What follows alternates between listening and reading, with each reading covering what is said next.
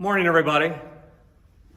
Inspired by our rector, Rick O'Brien, the other day, who pulled out the prayer book and talked about confession, which Episcopalians call reconciliation of the penitent, I thought, you know what? It's always a good thing, especially with a parish that has as many new members as Epiphany does, and also a high percentage of those new members may not have an Episcopal background, that every now and then just an opening of the prayer book and a sharing of what's going on in it might be of value to some. So today what I wanted to do was mention the Episcopal take on sacraments. You think, okay, that isn't something I've even really thought about. For Christianity's first, whatever it was, 1400 years, the sacraments grew to a total of 7. Baptism, Eucharist, or the Mass, the communion, and then some would say there was accretion, and that some just sort of piled up, which maybe weren't as important as the others, but 7 sacraments there were and still are in Roman Catholicism, including unction, which is laying on of hands with oil. Holy matrimony, marriage, is considered a sacrament, which is kind of interesting. And for those of us married, I kind of like that, actually. Ordination of priests and bishops and deacons is considered a sacrament. But anyway, before I give you the whole list, I will tell you what happened at the Reformation. Protestantism was in some ways legitimately critical of what might have been an overinvestment in sacrament, that Christianity would sometimes lose sight of the forest for the sacramental trees. And what Protestantism did was make sacrament less important, which is why Protestant churches don't have masses every Sunday.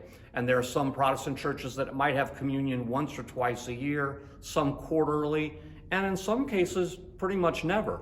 And that's how it worked out. The Episcopal Church, as Father Rick often says, is a via media church. That's not a term he invented, but it was an intentional goal of the Church of England at the time to be the best of the traditional Roman Catholic rites, and also the adoption of the best ideas of Protestantism. What effect that had on the sacraments is the Episcopal Church names 2 sacraments, baptism and Eucharist, and the other 5 sacraments as sacramentals. It's a little bit just about semantics here, but yes, they did get downgraded, and I would just like to read what those 5 are. I already named a few. They are confirmation, ordination, holy matrimony, reconciliation of a penitent, or confession, and it's significant that we renamed confession reconciliation of the penitent, and unction, or anointing with oil and or laying on of hands, as sacramental as well.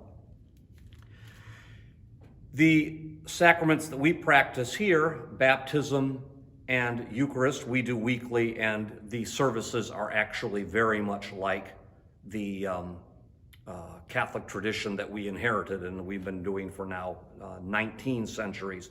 I'd like just to leave that at that and to say that it works for a lot of people to name the sacramental importance of all those things: ordination, marriage, laying on of hands, confirmation, but to leave baptism, which has always been the primary, foremost sacrament, that's sort of re-elevated by reducing the other 5 to being sacramentals. I would also like to define, and maybe I ought to have started here, but rather late than never, the Catechism in the Book of Common Prayer has a beautiful definition of sacraments, and I would just like to read that as a reminder to some and as an introduction to others. Sacraments are, according to the Episcopal Church, outward and visible signs of inward and spiritual grace, given by Christ as sure and certain means by which we receive that grace. Because the Episcopal Church has given us the opportunity to interpret for ourselves what sacraments will mean to us and which ones we want to partake of, I invite everybody to take that permission and prayerfully consider how God is inviting them to see sacrament and understand sacrament and also partake of sacrament. Prayerfully consider today, should I more regularly ask a priest or the healing team for a blessing and laying on of hands? Might I benefit if I think of my marriage, and whether you've been married 1 year or 61 years, would it be of benefit to you today to remind yourself of the sacramental quality of your marriage? The Episcopal Church is actually uniquely positioned to make that offering to you, where you can personalize it and prayerfully consider what God's calling you to understand in the sacraments and how God is reaching to you with that sure and certain grace. That's what I've got today. God bless you all.